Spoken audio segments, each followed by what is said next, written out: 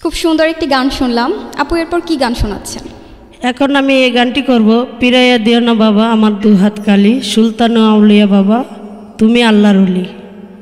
এই গানটি লেখা আমার উস্তাদ মালিক সরকার, ওনার লেখা। পিরাইয়া দিও না বাবা আমার দু হাত কালি,